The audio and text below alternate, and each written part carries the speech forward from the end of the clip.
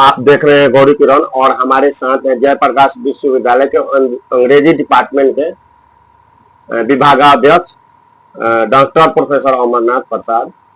अभी अभी इनका एक कविता महाराष्ट्र में किसी विश्वविद्यालय में पढ़ाया जाएगा, उसके बारे में हम जानेंगे। वो कौन सी कविता है, उसका क्या पृष्ठभूमि है और किस विश्वविद्यालय में पढ़ाई जा रही है। धन्यवाद नागमणि जी। बहुत खुशी की बात है कि मैं आज अपने पैतृक गांव भगवानपुर हाट आया हूं और आप हमारे कविता के बारे में पूछ रहे हैं। बहुत खुशी की बात है। इस तरह के प्रश्न बहुत कम लोग किया करते हैं। आजकल इस तरह भी साहित्य कगार पर चला गया है और एजुकेशन और इस तरह के जो साहित्यिक गतिविधियां हैं इस पर सवाल कम हुआ करते हैं। इसके लिए तो सबसे पहले मैं आपको धन्यवाद देता हूँ। मेरी कविता का संग्रह पेबल्स ऑन द सी शोर आज से लगभग 4-5 वर्ष पहले प्रकाशित हुई थी। तो उसी कविता में लगभग 46 पोएम्स उसमें हैं, इंग्लिश में पोएम्स हैं। तो उसकी जो पहली कविता है उसका नाम है द प्रिस्ट ऑफ नेचर। यही कविता महाराष्ट्र के संत बाबा गाडगे यूनिवर्सिटी के बीए के सेकंड सेमेस्टर में प्रिस्क्राइब्ड है। मतलब वो सारे स्टूडेंट्स को वहाँ पढ़ना है। इसेंशियल पेपर में यह पोएम प्रिस्क्राइब्ड है और इसमें इसका विषय वस्तु ए प्रिस्ट ऑफ नेचर मतलब किसान के बारे में मैंने लिखा है। मैं चूँकि ग्रामीण जीवन से बिलोंग करता हूँ और मेरा घर भी यहाँ से 1 किलोमीटर पश्चिम अरुआ गांव रहा है, भगवानपुर में भी घर है। तो मैंने बचपन में किसानों के जीवन को देखा है। तो उनके जो जीवन से संबंधित बातें हैं उनका उस कविता में वर्णन है, इंग्लिश में पोएम है। और उसका जो राइम में है, मतलब ये मेजर्ड वर्स है। मेजर्ड वर्स का मतलब होता है कि वह कविता जो जिसमें राइम हो, जिसमें धुन हो, लय हो, रिद्म हो, राइम हो, वो आयाम्बिक पेंटामीटर पर आधारित है। और बहुत सी कविताएं आजकल मॉडर्न एज में फ्री वर्स में लिखी जाती है। तो वैसी कविता नहीं है जैसे पहले शेक्सपियर, विलियम वर्ड्सवर्थ इत्यादि जैसे कवि लिखा करते थे, उस तरह की वो कविता है और किसानों के जीवन से संबंधित है। उसका जो एक्चुअली मैं प्रभावित था, एक कविता मैंने बहुत पहले पढ़ी थी, थॉमस ग्रे की कविता। तो उसमें हम लोग एमए में थे तो पढ़ा करते थे उस समय। तो उसमें उन्होंने थॉमस ग्रे ने एक जगह लिखा था कि full many a gems of purest glycerine the dark unfathomed caves of oceans wear and full many a flowers are born to blush unseen and lost their fragrance in the desert air.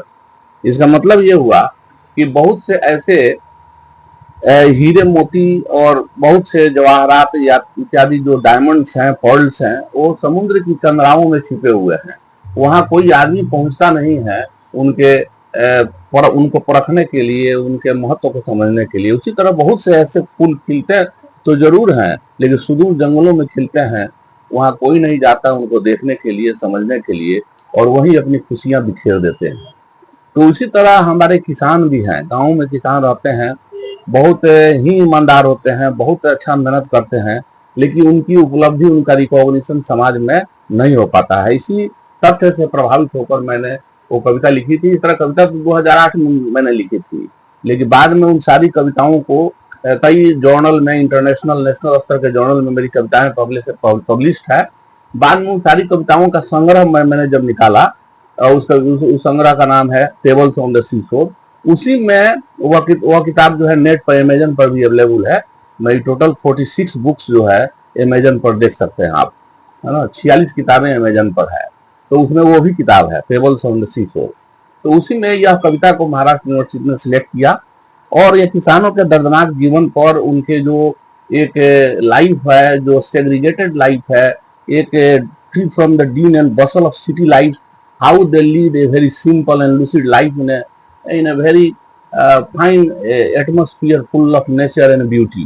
ये उसका मुख्य theme है। लेकिन in spite of all these things, how the farmer has to bear the brunt of social injustice and so many financial crunches, that is the central theme of that poem. तो उसका पहला जो line है, पहला जो 4 line है मैं बताता हूँ। उसमें मैंने लिखा है कि कैसे जो है उसकी तुलना मैंने किया है किसान के जो फसल वगैरह है उसकी तुलना मैंने किया है, समुद्र से किया है। और उसमें लिखा है कि let me go to the depth of sea, let me go to the depth of sea where pearls and diamonds lie, and let me go to the meadows and lee where farmers work and die। देखिए ये starting line है इसमें, कविता का ये चार line है। क्या मैंने कहा कि let me go to the depth of sea where pearls and diamonds lie, मतलब मुझे समुद्र के गहराइयों में जाने दो जहां बहुत से, सुना है कि बहुत से मोती, बहुत से डायमंड छिपे हुए हैं, और उनको चुन कर लाने दो। और उसी तरह मुझे गांव के घास के मैदानों में, किसानों के घरों में, किसानों के खुशहाली में, उनका जो फील्ड है उसमें जाने दो जहां से मैं जो है meadows and leave where farmers work and die, जहां बेचारे किसान काम करते करते जीवन भर मेहनत करते हैं, दूसरों के लिए जीते हैं और वहीं अपना जीवन बिता देते हैं, मैंने मर जाते हैं, लेकिन उनका कोई रिकॉग्निशन नहीं होता है। आज कोई बड़ा आदमी मर जाए, कोई पॉलिटिकल आदमी मर जाए, कोई वीआईपी मर जाए, तो मार जो है आपके तरह पत्रकार लोग पीछे पीछे पड़ जाएंगे, तरह तरह के न्यूज निकालेंगे।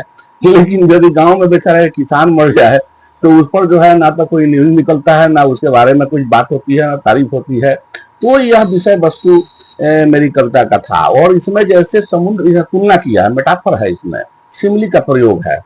तो इसमें सिमली का प्रयोग यह है कि जैसे समुद्र की कंदराओं में हीरे मोती छिपे हुए हैं, तो ये फील्ड जो है वो भी समुद्र की तरह है, ठीक है।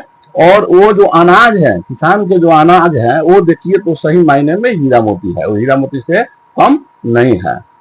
अंतर यह है कि वह हीरा मोती जो समुद्र में मिलता है उससे आपकी भूख नहीं मिट सकती है, लेकिन किसान के जो हीरा मोती है जो अनाज के रूप में, उससे आपकी पेट की तृप्ति होती है। आप आप जो इतना मतलब आप कल्पना करते हैं, लेकिन अगर देखा जाए वास्तविक जीवन में, तो जो आप कह रहे हैं उसमें कितनी सच्चाई दिख रही, जो कह रहे हैं वो सच्चाई दिख रही है, लेकिन उसके बाद जो मनुष्य आज समस्याओं से घिरता जा रहा है, लेकिन वो बदलने का नाम नहीं ले रहा। ये बात तो मैंने उसमें लिखा है, आगे भी है, उसमें हमने लिखा है कि किस प्रकार किसान जो है मेहनत करते हैं, लेकिन बेचारे वो जो उनका लास्ट जो जीवन है वो इस तरह के फिनेंशियल क्रंचेज में, फिनेंशियल प्रॉब्लम्स में फंस जाते हैं कि उसमें हमने एक इमेज लिया है कि ट्रैप्ड माउस, माने जैसे चूहेदानी में चूहा फंस जाता है और निकल नहीं पाता है, उसी तरह बेचारा किसान जो है तरह तरह की समस्याओं में, गरीबी में, है ना, from the very cradle to the grave, how he had to lead a very difficult life full of trials and tribulations, cares and anxieties of life. तो मैंने ये विषय वस्तु उसमें है। और उसमें मैंने कहने का मतलब ये है कि कविता केवल थॉट्स और फिलॉसफी देने से कविता नहीं बनती है। कविता वो होती है जो हृदय के तार को ललकार कर झंकार दे, अर्थात कविता में रस होना चाहिए, उसमें भाव होना चाहिए। संस्कृत में कहा भी गया है कि वाक्यम रसात्मकम काव्यम, संस्कृत में डिफिनेशन है कि वाक्यम रसात्मकम काव्यम, रस से भरे हुए जो वाक्य है और उसमें तरह तरह के जो भाव है, यदि वह नहीं है तो वह कविता नहीं है। इसीलिए कवि जो है उसमें तरह तरह के उपमाओं का प्रयोग, तरह तरह के पोएटिक डिवाइसेस जो है उसका प्रयोग करता है। तो इस कविता में भी वो सारे तथ्य मिलेंगे और उसको आप नेट पर भी पढ़ सकते हैं। इस तरह आप यदि आप गूगल पर जाइए और उस पर लिखिए the priest of nature poem, इतना भी लिखिएगा तो खुल जाएगा।